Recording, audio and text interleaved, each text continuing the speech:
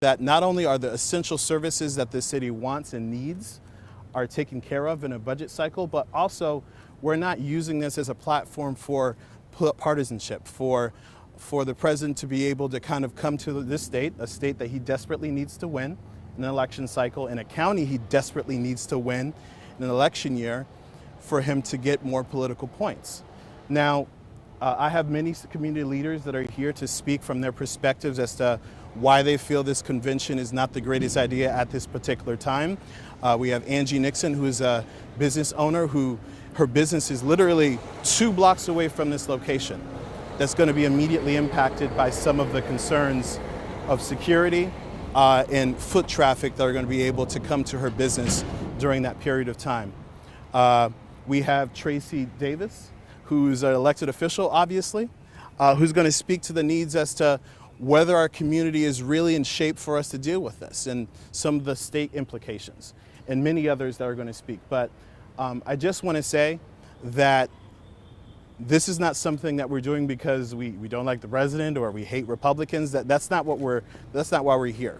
We're here because we have a genuine concern for our community. We have a genuine concern for the safety and health of our community.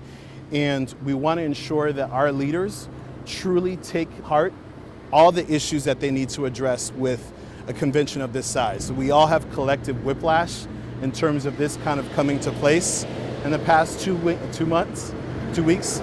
But this is a decision that shouldn't be decided by one person. This is a decision that all our community leaders need to address and to answer all of these questions.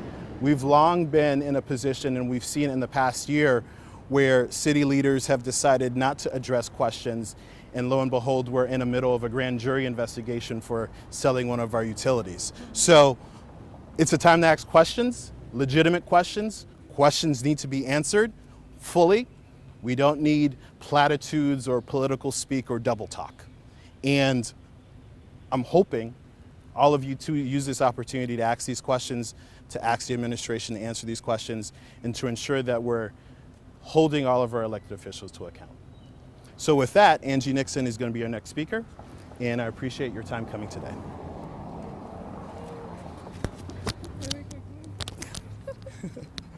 I don't know.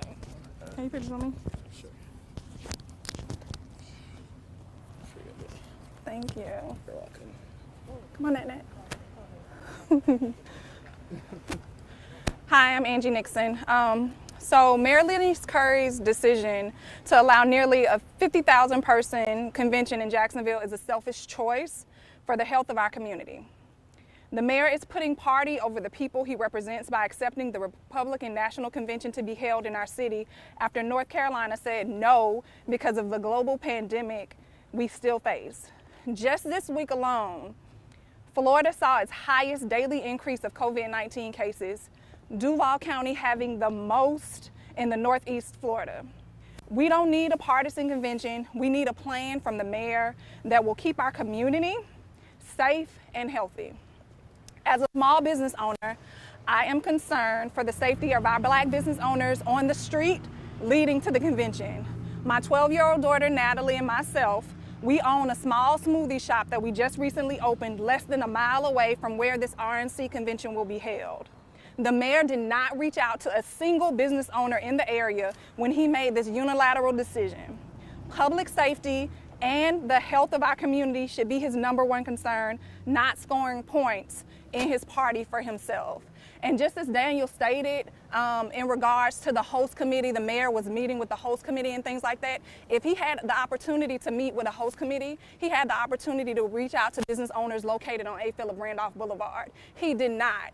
A. Philip Randolph Boulevard is a historical boulevard, and it is in a historical Black area. We know that when conventions of this sort, when partisan conventions come, that brings radicals from both sides. And so I am really concerned with the fact that me and my 12-year-old daughter will be in a shop where there are white supremacists that are known to frequent partisan events like RNC conventions will be coming down here. Also, we're bringing in 50,000 people from out of town.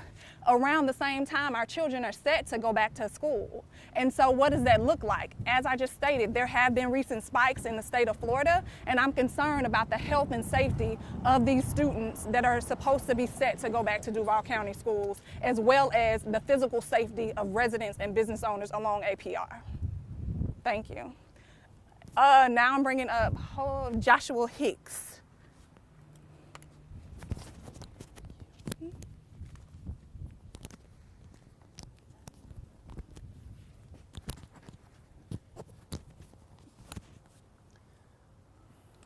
Hello everyone, my name is Joshua Hicks. I'm an LGBT member of this Jacksonville community, also candidate for State House District 11.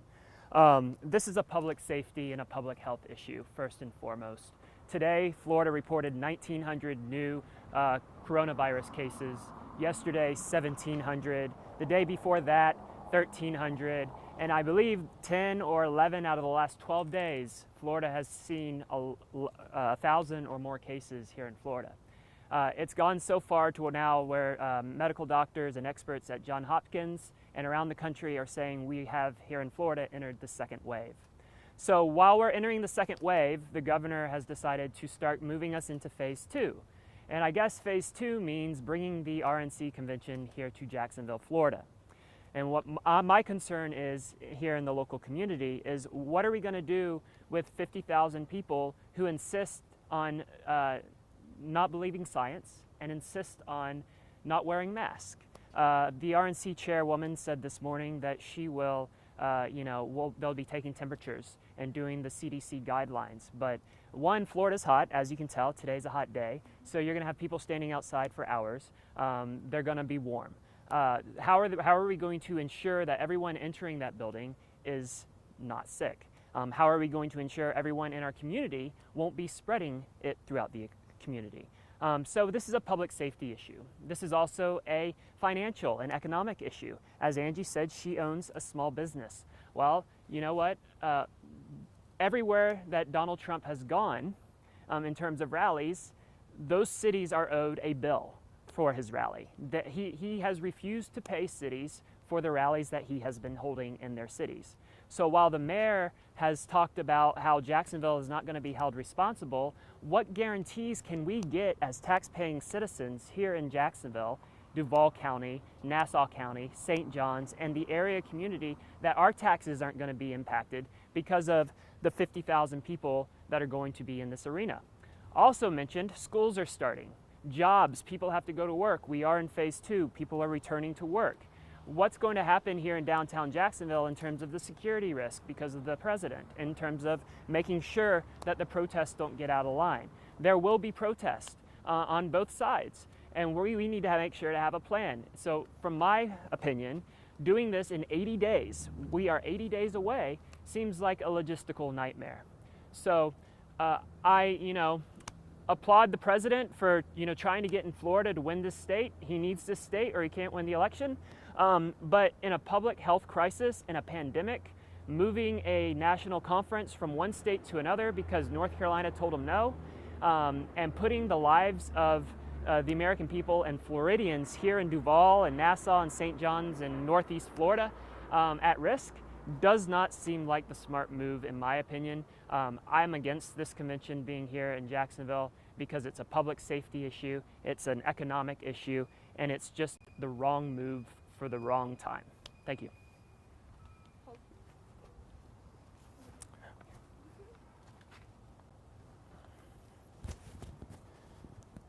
Microphone.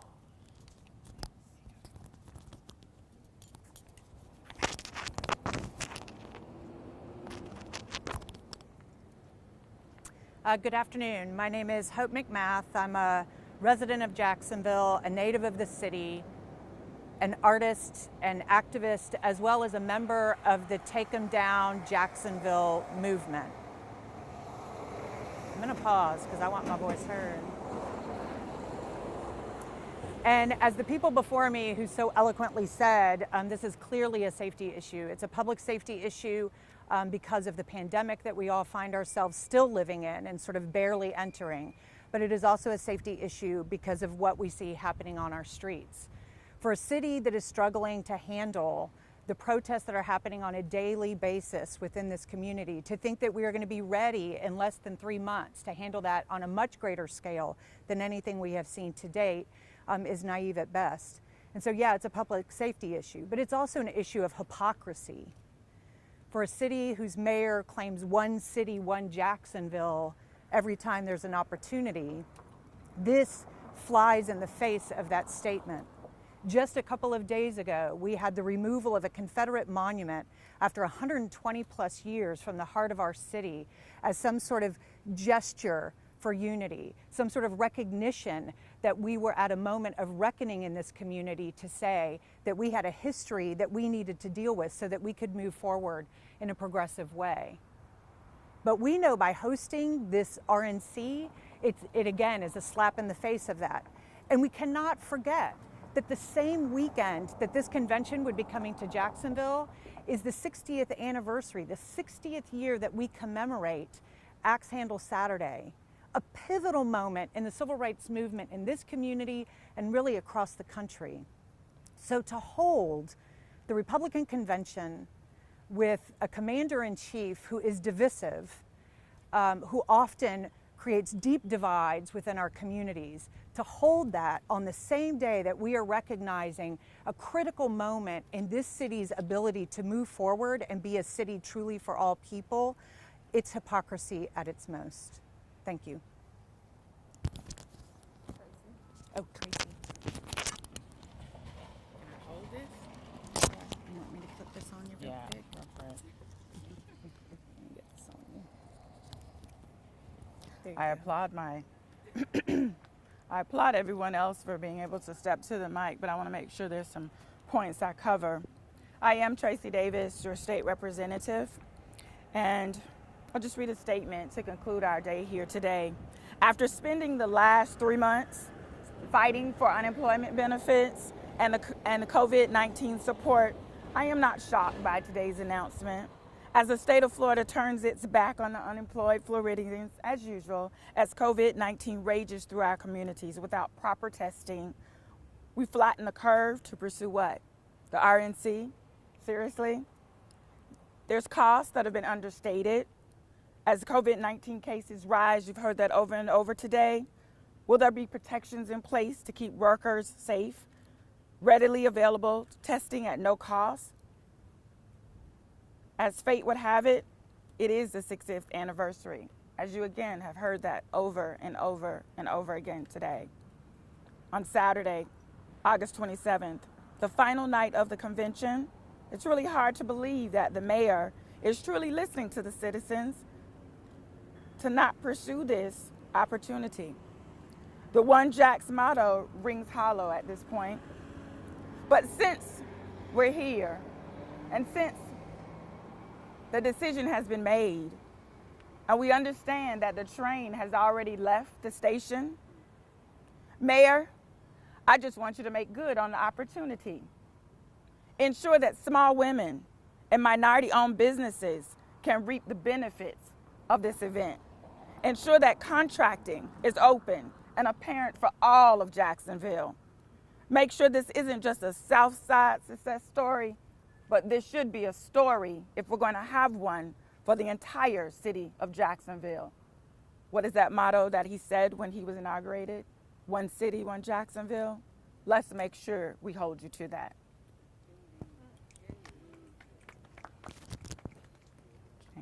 Okay. We're going to close now with Daniel Henry answering any questions you all may have.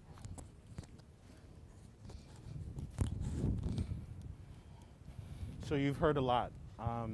You've heard it from the perspective of a community elected official. You've heard it from the community perspective of a community activist. You've heard it from the perspective of a candidate. And you've heard it from the perspective of a business owner. And these are the types of concerns that have not been addressed to date. Representative Davis is right. We hear constantly from the mayor's office that we're one city, one Jacksonville. But I let her remind him that the fact that this city is dealing with racial unrest. We're dealing with a moment of reckoning when it comes to the deep-seated historical racism that we've been dealing with on a regular basis. We saw a march from the City Hall, from the courthouse, trying to express concern and solidarity with the protesters, speaking about police brutality, speaking about economic underinvestment in communities that desperately, desperately need it. But this is not something that's going to give them any kind of hope. Frankly, this is a cynical ploy to try to give him an opportunity to ingratiate himself with the president in a moment of a national election that feeds right into his ego. Let's just be honest. These are questions that need to be answered. Whether or not communities of color are going to be able to benefit from this type of convention, and it's not necessarily something that a few that donate the right amount of money to the host committee will be able to prosper from. Whether or not small businesses that are literally on a corridor that's historic will be able to truly feel safe about the safety concerns that follow along with some of the civil unrest that will come along with it. Whether or not we truly are going to deal with some of the racial components that the mayor said he wants to establish a special committee to address. And let us remind ourselves of the fact that he announced the host committee and the RNC before he announced the members of a committee that he said is going to be deeply important and deeply personal to try to heal the wounds that this community has had. Actions speak louder than words. And if we expect for an event like this to continue to occur in 3 months, then he has to live up to the words that he already has addressed and some of the questions that these community leaders have. So with that, I'll take any questions you may have. Would you feel the same way if this was the DNC, and what steps would the mayor have to take for you to be okay with this? Like social distancing in the arena, masks, like what are things that you would like to see? Yeah, that's a great question. So in terms of the DNC, we're taking a completely indifferent approach than what the RNC is doing. Currently, it's scheduled to occur in Milwaukee. If it will actually occur there, there's talk as to whether or not it'll be a virtual convention. But if it is in person, they're going to be reducing the amount of days that the convention is. They're going to be reducing the delegations that will be going there. They'll be reducing the meetings that will be occurring. They'll be enforcing social distancing. They'll be enforcing making sure that people are aware that they need to take their health in concern and wear masks. So in terms of our side, we're trying to do the best way possible to ensure the safety of the individuals that come to a convention like this, regardless of whether or not it's in Jacksonville or somewhere else. And what we're saying is we don't see that same level of concern for the Republican National Committee. And in terms of the things that he would need to address in order for us to make us happy, maybe actually meet with some of the business owners that actually live in this corridor and actually get their perspective as to what it's going to be like to have a 3-day event on their doorstep, actually address and answer the questions in terms of whether or not the city will be on the hook in terms of a guarantee to any of the expenses that the host committee is not able to live up with. Many conventions in most cities in the past have one way or another been the guarantee to ensure that the RNC is not left on the hook for any of the expenses. Charlotte, for a great example, because they're having their convention portion of it there, has to cover the electric bill in the convention hall to ensure that it's properly cooled, an expense that the city has to bear. Is that the same kind of expense that we're going to have to bear in terms of JEA? All of these unanswered questions have not been answered by the community or by the administration. And if we want to have a frank and honest conversation about that, we need to answer all these questions publicly and openly.